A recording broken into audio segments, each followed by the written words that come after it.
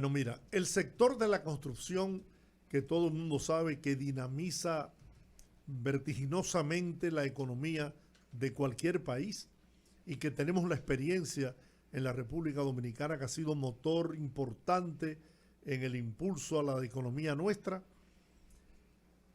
tiene dificultades. Dificultades por los incrementos en los precios de los materiales de construcción y otros factores. Pero hemos logrado una conversación para esta tarde, a partir de ahora, con el catedrático y consultor empresarial mercadólogo Andrés Rojas, para tratar sobre el tema de la importancia de la construcción en la economía. Buenas tardes. Buenas tardes. Buenas tardes. Gracias por aceptar esta llamada, esta invitación, y nos gustaría conocer su visión, su opinión sobre la importancia de la construcción en la economía de la República Dominicana. Primeramente, muchísimas gracias, don Giorgi, don Rudy. Gracias por el honor y el privilegio de estar en su programa. Bueno, precisamente esta mañana conversábamos en otro medio amigo sobre el tema en cuestión. Y básicamente la República Dominicana, mayormente la gente escucha hablar de la importancia que tiene el turismo, ¿no?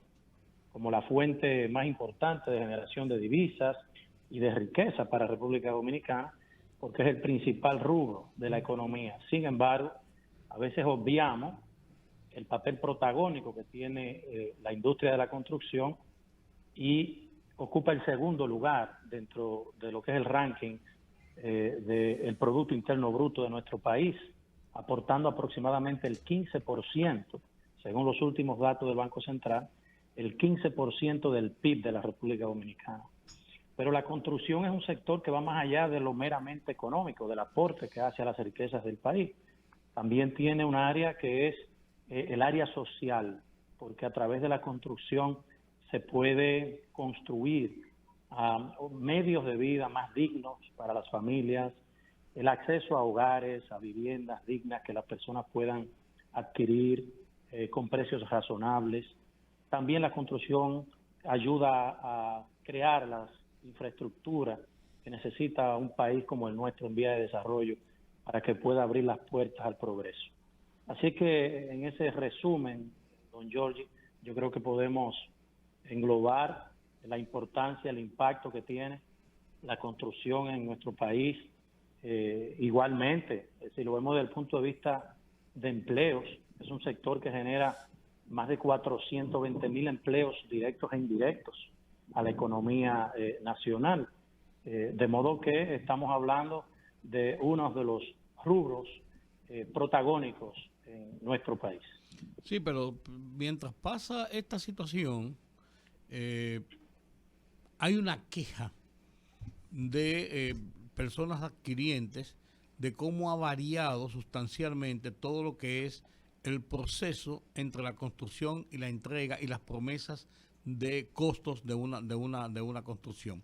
Si eso ocurre individualmente en el sector privado, uno lo extrapola, o sea, individualmente en proyectos grandes de apartamentos y todo esto, uno lo proyecta a cómo podría ser la misma situación en el campo ya más de clase media hacia abajo, más populares.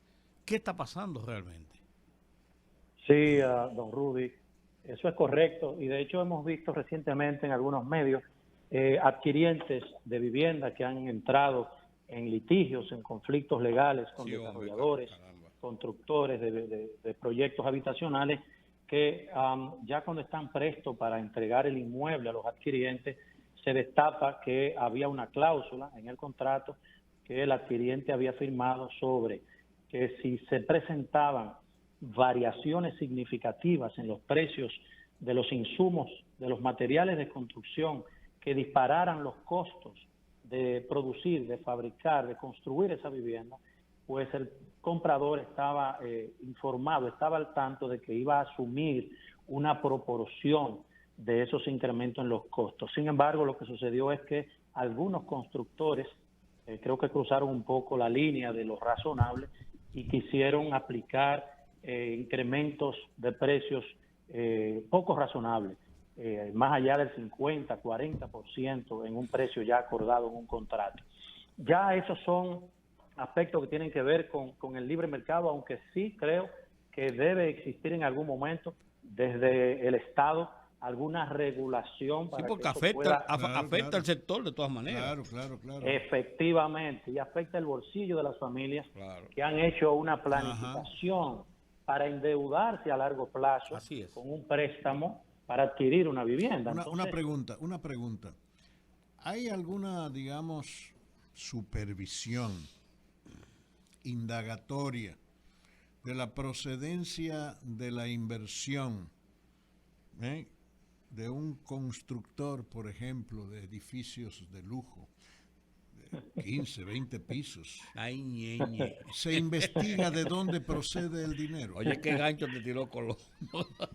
Sí, conociendo yo la sagacidad, trayectoria y sabiduría de Colombo, es una pregunta incómoda, pero que tiene una base sólida, tiene un argumento sólido en el fondo en el que yo no voy a entrar porque yo no tengo evidencia, aunque han sucedido casos de lavado de activos, de narcotráfico, que ha ido a parar a sector construcción, sobre todo, ojo, a esos inmuebles de alto nivel, como dice Colombo, de alto perfil, que de hecho es el único segmento del sector vivienda en el que hay un superávit de oferta. Cuando vamos al centro de la ciudad y vemos todas las torres. Pero más aún, muchos de esos edificios, de qué sé yo cuántos apartamentos, tú los ves vacíos.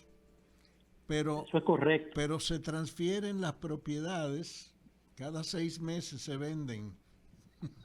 Cada 6 meses, cada apartamento de esos se vende cada 6 meses.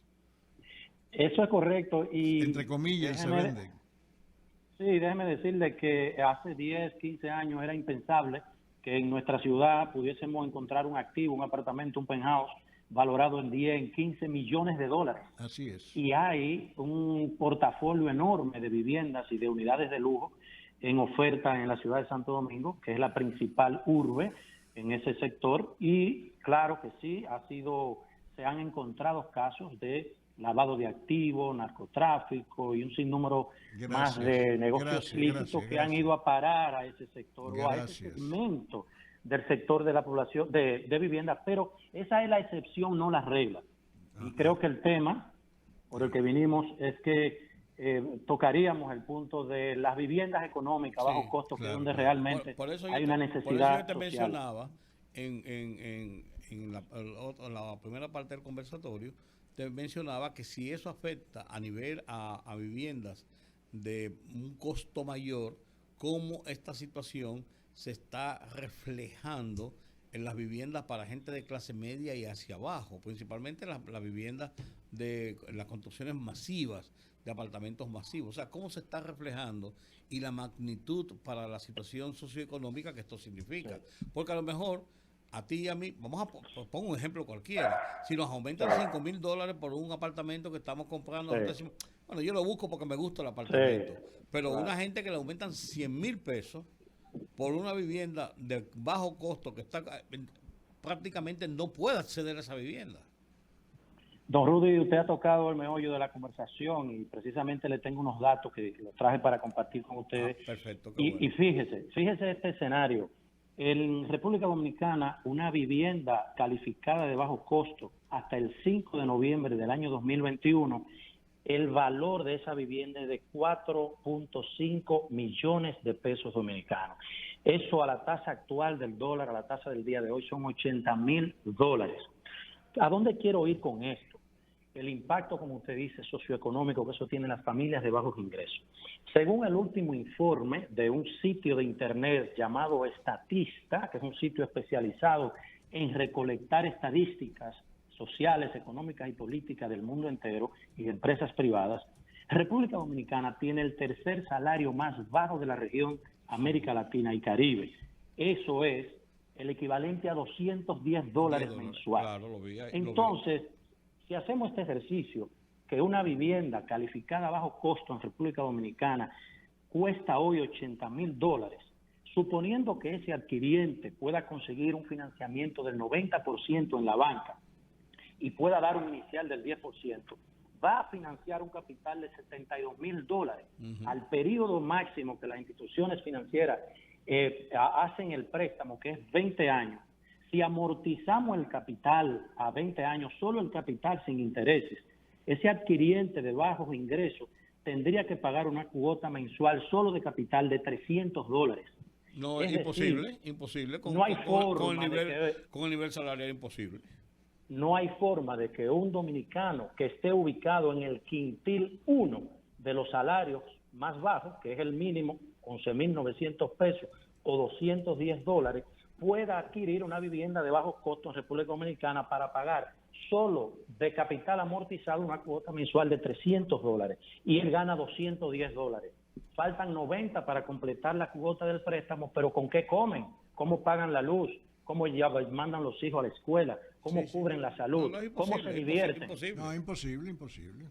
De modo que esto es un problema serio, más allá del impacto que tiene, que de hecho los países cuando entran en crisis, países desarrollados como Estados Unidos, Europa, Asia, ¿qué hacen? Los presidentes apelan a la construcción de infraestructura y de vivienda para dinamizar la economía, porque la construcción genera una economía horizontal, va a todos los niveles de la sociedad, desde lo micro hasta lo macro. Debe ir, exactamente, pero el producto terminado, que es la vivienda, que es un derecho humano universal que la gente debiera o debe tener, poder acceder a comprar con su trabajo dignamente, porque tampoco estamos abogando que el Estado construya vivienda para que las regale. Ese no es el objetivo. Es que le pueda permitir al ciudadano las condiciones adecuadas de trabajo digno, de salario digno, que pueda pagar esa vivienda de bajo costo. Decía Balaguer en una de sus frases famosas, incluso tenía un letrero frente a su residencia en la Máximo Gómez, que el tener una vivienda no es un privilegio, es un derecho.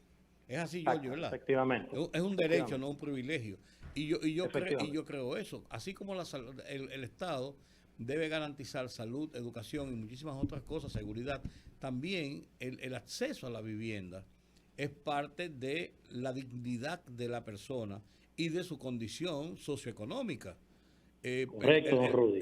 El tema está en que no hay forma por ese planteamiento que tú haces. Me escribía un ingeniero y me dice que el mes pasado terminó una auditoría forense que estaba haciendo a una construcción y que pudo determinar que los costos que estaban siendo aumentados no se corresponden de ninguna forma con el tiempo en que se construyó, en que se hizo la construcción y que las personas comenzaron a dar sus avances y firmaron sus contratos.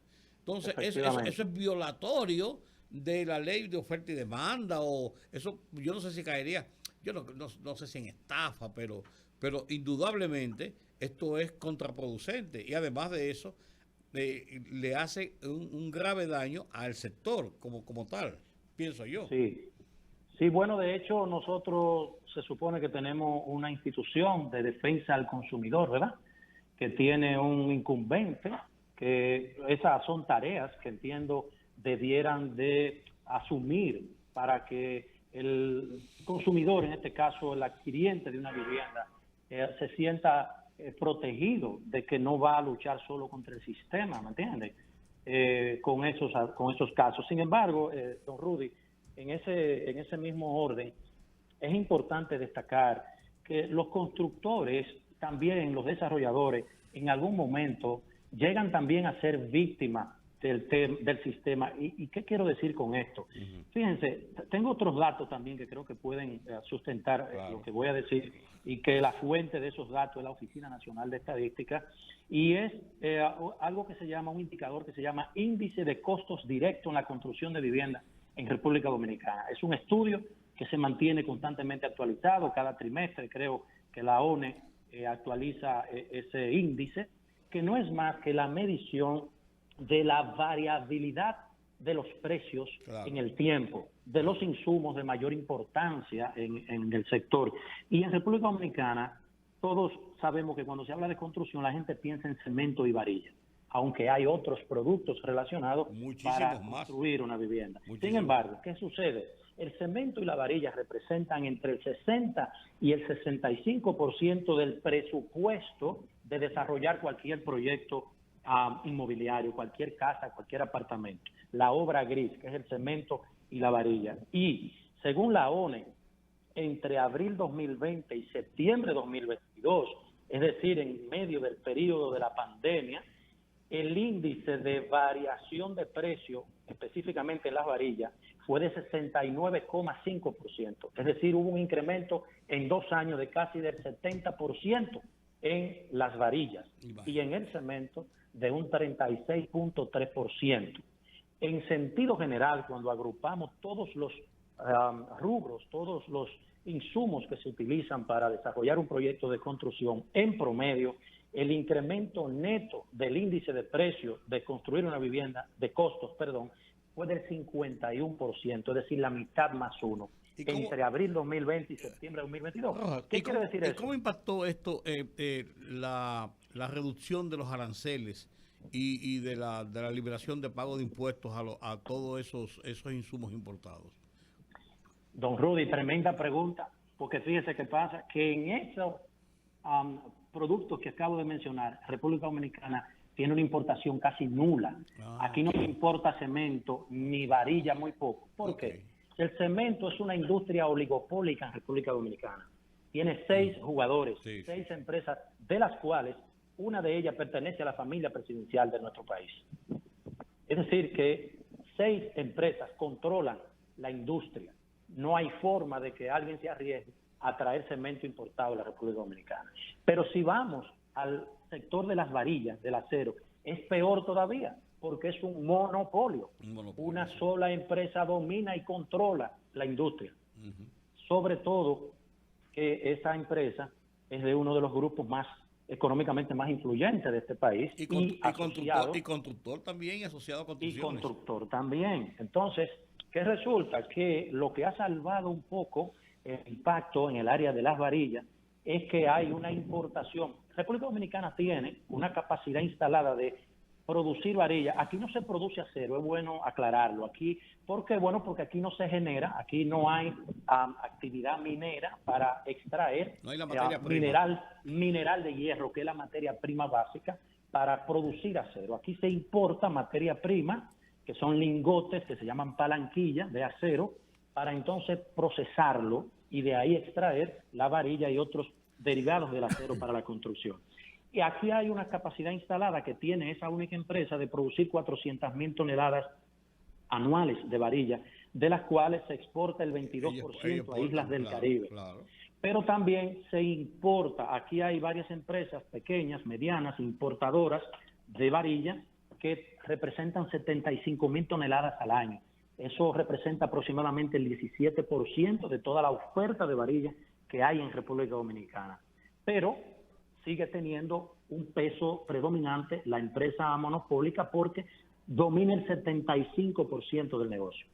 Entonces, no hay forma que el cemento y la varilla en República Dominicana, por el momento, se abran las puertas para la importación y eso ayude a paliar el tema de los costos. Y hablan del costo de reposición. Bueno, Déjalo ahí. Dejémoslo ahí. Pero el hecho de que se hayan disparado los precios de la construcción, ¿no afecta eso el mercado inmobiliario? Claro que sí, de manera directa, don Giorgi. Y sin embargo, es bueno aclarar también, vamos a ser justos y objetivos en las opiniones. El tema acero ha sufrido en el último año un impacto global. El conflicto Rusia y Ucrania, que son grandes productores, de los más grandes productores de acero del mundo y que exportan al mundo entero, ese conflicto ha tenido una incidencia capital en el incremento de los precios, sobre todo en República Dominicana, que el 40% del acero que se importa aquí, ya sea como producto terminado o materia prima, proviene de esos destinos que están en conflicto. Es decir, que en el último año sí ha habido una razón lógica, razonable, valga la redundancia, para que el acero presente incremento en esos precios y que al final, bueno, el constructor lo que hace es que traspasa ese costo al precio final de la vivienda y el adquiriente lo asume. Sin embargo, claro que genera una merma en la demanda de viviendas. Igualmente, hay otro indicador que hemos obviado, que es la subida de las tasas de interés, la amenaza de recesión económica en Estados Unidos y China, y eso presenta un panorama macroeconómico un poco tétrico y la gente entonces teme a involucrarse en un préstamo a largo plazo que no sabe a dónde vaya a parar la tasa de interés. Ahora es decir, que tenemos ahora mismo un escenario un poco agitado. ¿Se corresponde el incremento que los constructores, las empresas promotoras, constructoras de proyectos de vivienda han puesto en práctica? Porque hasta hace apenas unos 8 meses, un año, el metro cuadrado de construcción en terminación de primera rondaba los $1.500. Hoy está en 2.000, 2.200 y cuidado. ¿Se corresponde con ese incremento? Don Jorge, muy buena pregunta. Resulta que en algunos casos hubo constructores que cuando se dispararon los precios del cemento, de la varilla y los demás insumos, sus proyectos estaban iniciándose. Algunos quizás estaban todavía en fase inicial, entre un 10 y un 20% del desarrollo del proyecto. Es decir, que todavía le quedaba un 80, un 90% de desarrollo e iban a tener que asumir esos costos y no lo iban a poder asumir solo. Pero eso fue la excepción.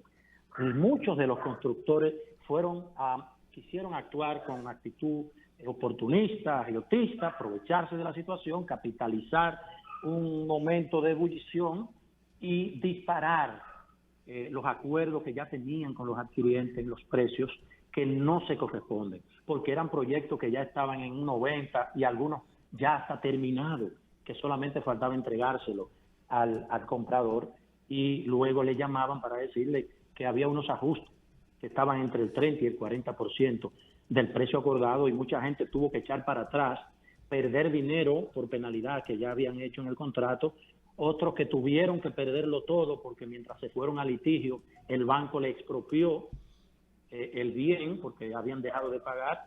Es decir, que eso generó una catástrofe realmente en el sector.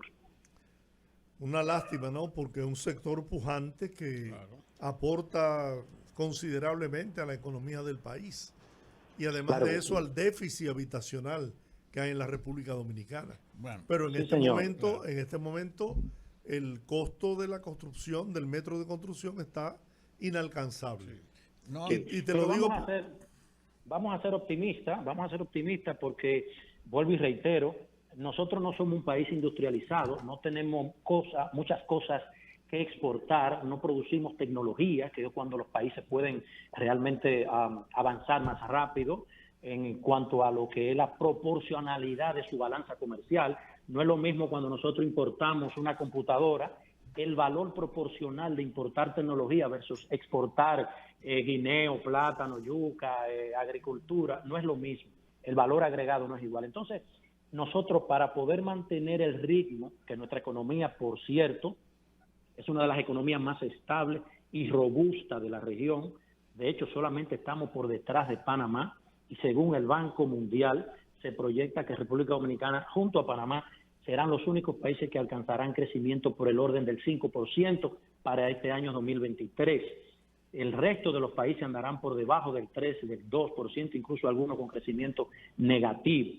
Y a nosotros nos favorece que hay una tendencia muy positiva hace unos años, y creo que se va a mantener, de inversión extranjera directa. Capitales frescos extranjeros que han venido a República Dominicana porque consideran que hay estabilidad política, macroeconómica, y hay mucho potencial de desarrollo, y han venido a traer esos capitales y van precisamente dirigidos al sector hotelero, a construir hoteles, a construir viviendas, a construir áreas de recreación, centros comerciales, y eso tiene un impacto en el área de la construcción. De modo que seamos optimistas, yo creo que sí, que vamos a poder salir de este escollo, y nada, ahí está planteado el escenario.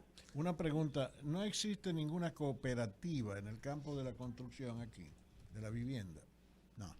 Bueno, hay instituciones no colegiadas, pero que sí agrupan, ¿cómo se llama? Un clúster de constructores. Por ejemplo, existe ACOPROVI, que es la Asociación de Constructores y Promotores de Vivienda. Sí, pero de no la me, re- República no me- no Dominicana. me refiero a los constructores. Una Ajá. cooperativa que aglutine a mucha gente, que ahorre en esa cooperativa y que a través del ahorro y de los beneficios que reporta la cooperativa pueda adquirir su vivienda eventualmente. A eso me refiero.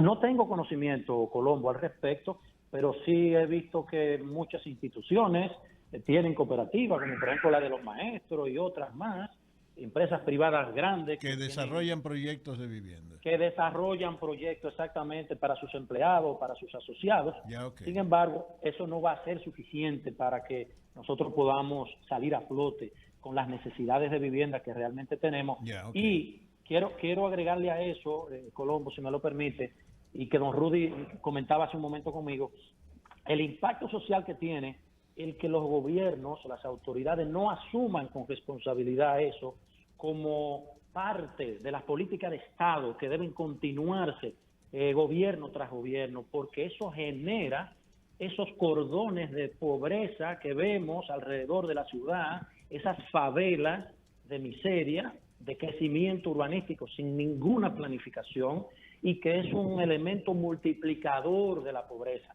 y que genera todos estos males sociales, o muchos de ellos, a los que hoy nos estamos enfrentando. Es decir, que no solamente tiene que ver con el aporte económico a la economía, con el crecimiento del PIB, bla, bla, bla, bla, bla, bla, sino que también hay un problema social. Cuando no se cumple con ese error de permitir el acceso a viviendas dignas, entonces nos arrabalizamos y todos los demás logros en turismo, en servicio, en inversión extranjera directa pueden verse amenazados.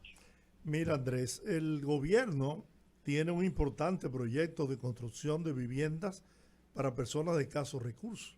Incluso Qué bueno que lo toca, don este fin de semana don Giorgio. entregaron unos 300 apartamentos, creo, tanto en San Juan de la Maguana como en Santo Domingo Norte. Sí. Ahora bien, ¿tú crees que sería saludable que el gobierno destinara algún tipo de inversión para el desarrollo de viviendas en beneficio de la clase media? Porque si bien es cierto que el costo de los materiales de construcción se ha incrementado considerablemente, no menos cierto que hay un factor de especulación.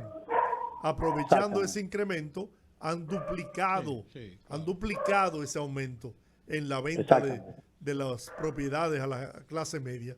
Entonces, una manera de poder paliar esa situación, pienso yo, podría ser que el gobierno invierta en proyectos para darle facilidad a la clase media a través del Banco de Reservas o de cualquier otra institución que tengan la oportunidad de conseguir al precio justo, no al precio especulativo en que están las viviendas ahora. Exactamente. Don Giorgi, qué bueno, qué buen punto que tocó, y lo voy a comenzar con el programa que usted acaba de mencionar, que el gobierno anunció desde la toma de posesión. El presidente habló de un programa de más de 30,000 viviendas por año que se iban a incorporar al déficit, que el gobierno iba a patrocinar la construcción de esa vivienda.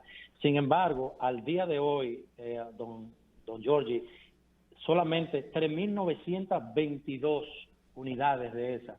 Eso es como el 10% de lo que el presidente prometió. A la fecha, unas 3.900 unidades se han completado para esos fines. Es decir, que ya casi rayando 3 años de esta administración, eso yo lo veo muy lejos de que se pueda cumplir. Y aquí ahora voy con la segunda parte. El Estado lo que debe convertirse es en promotor, incentivar a los desarrolladores en una alianza público-privada, que se ha puesto muy de moda ahora ese término, o generando políticas de Estado, porque de hecho ya lo hay. Existe una ley 189-11 del desarrollo inmobiliario y fideicomiso que se promulgó en el 2011 con esos fines, de que el Estado iba a aliarse con el sector privado para desarrollar ese campo de las viviendas de bajo costo y las familias de clase media, media baja, pudieran tener acceso a ellas. Sin embargo, no ha sido posible porque las cosas que se requieren para que el sector privado, que es el que está llamado a hacer esas cosas, porque el Estado no es empresario, el Estado es un administrador de recursos públicos y que debe utilizarlo para generar las condiciones que los empresarios necesitan para generar riqueza y ayudar al país a crecer. Entonces, se pueden desarrollar políticas de incentivo fiscal, porque de hecho hay una, que es el bono primera vivienda, donde el ITEVI se le exonera al adquiriente si la vivienda cumple con la característica de bajo costo, que es el 18% del ITEVI, pero igual hubo un momento en que el Estado promovió fondos del encaje legal del Banco Central para que se erogaran a tasas blandas al sector construcción, y eso generó un impacto, lo recuerdo, entre el año 2015 y el año 2020, eso generó un impacto tremendo en el sector, con un crecimiento enorme en la oferta de vivienda que alcanzó unas 100,000 viviendas por año de oferta incluso. Y eso fue un crecimiento de casi el 1000% en los últimos 10 años. Es decir, que si el Estado sostiene en el tiempo esas medidas financieras que van a impactar a los compradores, eso puede ser posible en un mediano plazo. Estamos hablando 10 a 15 años, pudiéramos estar viendo que el déficit habitacional de la República Dominicana se haya reducido significativamente. Pero hasta ahora no ha sucedido. Yo tengo en mi memoria histórica la política que desarrollaba Joaquín Balaguer, de que construía miles de viviendas para la gente pobre, pero también tenía una cuota de construcción para familias de clase media. Y eso obligaba a los constructores, a los promotores, que vuelvo y repito, han caído en el campo de la especulación, y lo digo con toda responsabilidad, a que controlen y sacien sus ambiciones, que las sacien, porque la verdad es, y te lo digo por experiencia propia, yo estoy buscando un apartamento, tengo que mudarme, o después de 40 años viviendo en el mismo lugar, tengo que mudarme. Entonces, óyeme, lo que yo encuentro en el mercado es imposible para mí. Imposible. Sí, entonces, sí, son inalcanzables. Inalcanzables.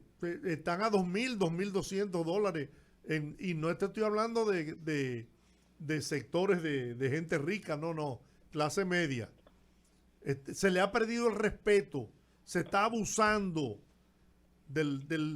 agarrándose del aumento en el precio de los materiales de construcción.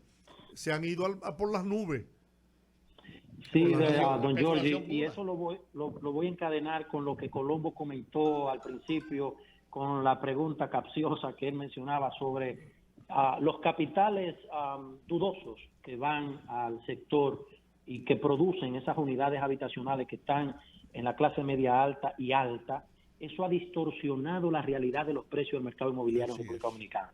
Los precios del metro de construcción que vemos en el centro de la capital de República Dominicana no es la realidad. No, claro no es la realidad. Claro y de hecho, el incremento de los precios de los productos de la construcción de los materiales tampoco es lo suficientemente significativo para que los precios estén en esos niveles. Ha sido un tema especulativo, un tema de mercado, que ha sido alterado por una falsa percepción de riqueza que hay en el núcleo central de Santo Domingo. Perfecto. Y que esos constructores que han desarrollado esos proyectos, ya dije al principio que no es la generalidad de los casos, pero hay casos ahí dentro de esos proyectos de lujo que los recursos son de procedencia dudosa. Sí. Entonces, una vez que ese edificio estableció que su precio de venta es $3,000 por metro, el que construyó al lado no quiere vender a 1,500. Claro. Aunque construyera con dinero legal, con dinero lícito, que venga del sector financiero. Igual creo que, como decía Colombo, las autoridades deben prestar un poco de atención a eso, vigilar, porque no solamente debemos preocuparnos porque se vea bonita la ciudad, que parezca que somos un país rico, que nos estamos desarrollando, porque eso puede generar un efecto boomerang para una industria tan importante como la construcción. Andrés Rojas, muchas gracias. Gracias. Una excelente conversación contigo. Gracias a usted y don Rudy, nos vemos pronto por la peluquería. Claro que sí, claro que sí. Pero ¿y qué le pueden pelar a Rudy? Bueno, sí, una beca lo que tiene Ramón conmigo. A don Rudy y a mí nos engañan allá, pero nosotros seguimos yendo con Está gusto. bien. Así es, así es. Muy bien. Un abrazo, muchas gracias por igualmente. tenerme. Gracias a ti por esta interesante conversación. Placer. Como Muy amable a ustedes, gracias. A la pausa y al regreso.